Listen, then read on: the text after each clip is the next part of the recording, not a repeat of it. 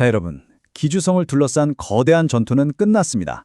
하지만 진짜 싸움은 바로 지금부터입니다. 피비린내 나는 전쟁터가 아니라 승자가 모든 것을 차지하는 그 달콤한 전리품을 둘러싼 보이지 않는 암투. 이게 더 흥미진진하죠. 성문이 열리고 조조의 깃발이 올랐습니다. 장수들은 너나 할 것 없이 금은보화를 챙기느라 정신이 없는데, 어라? 조조의 아들 조비의 눈빛은 좀 다릅니다. 그의 목표는 번쩍이는 황금이 아니었어요. 네, 맞습니다. 조비가 누린 것은 땅도 재물도 아닌 바로 사람이었습니다.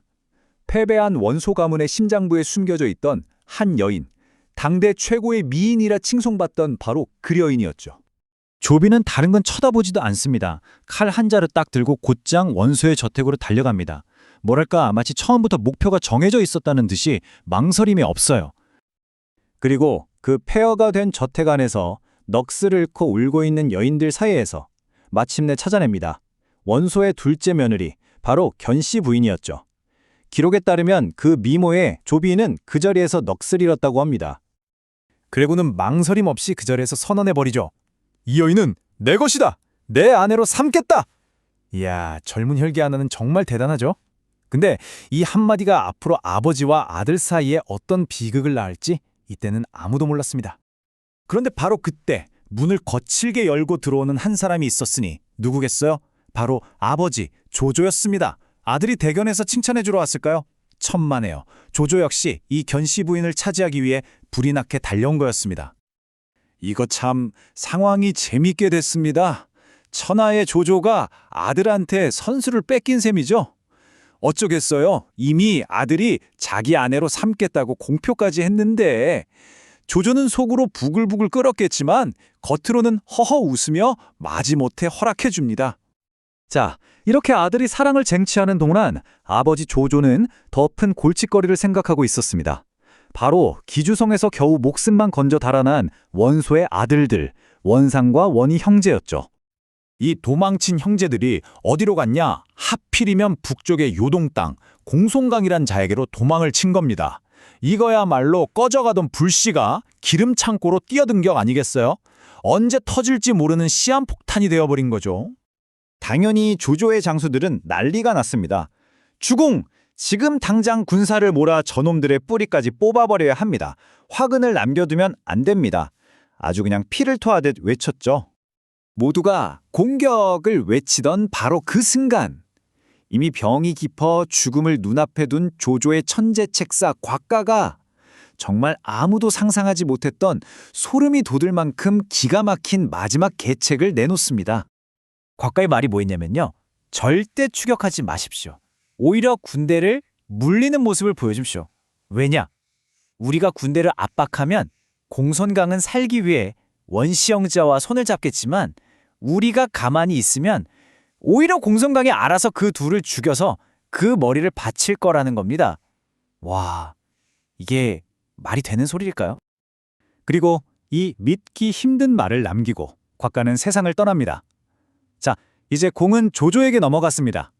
죽은 친구의 마지막 유언을 믿고 도박을 할 것인가? 아니면 살아있는 장수들의 현실적인 조언을 따를 것인가? 여러분이라면 어떻게 하시겠어요? 조조의 선택은 바로 도박이었습니다. 그는 곽가를 믿기로 하죠. 전군, 철수한다! 이 명령 하나에 조조의 진영은 발칵 뒤집혔습니다. 다 잡은 고기를 눈앞에 두고 그냥 돌아가라니요. 한편 요동의 공송강은 정말로 곽가의 예측대로 깊은 고민에 빠집니다. 이 원시 형제들을 받아주자니 조조가 쳐들어올 것 같고 내치자니 모양새가 안 좋고 이들을 품고 조조와 맞서야 하나 아니면 결국 공성강은 결론을 내립니다. 원시 형제는 동맹이 아니라 조조에게 자신의 목숨을 보장받을 최고의 선물이라는 걸요. 그는 성대한 연회를 열어 원시 형제를 초대한 뒤 그 자리에서 둘의 목을 베어버립니다. 그리고 며칠 뒤 조조의 진영에 요동에서 온 사자가 도착합니다. 그가 들고 온 상자 안에는 놀랍게도 원상과 원희의 머리가 담겨 있었죠. 곽가의 계책이 완벽하게 성공한 겁니다. 조조는 칼 한 번 안 뽑고 가장 큰 골칫거리를 해결했습니다. 이 두 개의 머리를 받아든 조조는 그 자리에서 통곡을 합니다. 이건 단순히 승리의 기쁨이 아니었어요.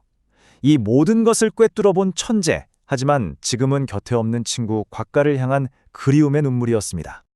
자, 이제 원씨 가문은 역사 속으로 완전히 사라졌습니다. 드넓은 북방 전체가 조조의 선하기에 들어왔죠. 이제 조조의 야망은 단순히 전쟁에서 이기는 것을 넘어서기 시작합니다. 역사에 영원히 남을 유산을 만들고 싶어 하죠. 마침내 길고 긴 혼란 끝에 북방은 하나로 통일되었습니다. 조조라는 거대한 태양 아래서 말이죠. 그는 이 위대한 업적을 모두에게 그리고 하늘에 증명할 상징물이 필요하다고 생각했습니다. 그래서 명령을 내립니다.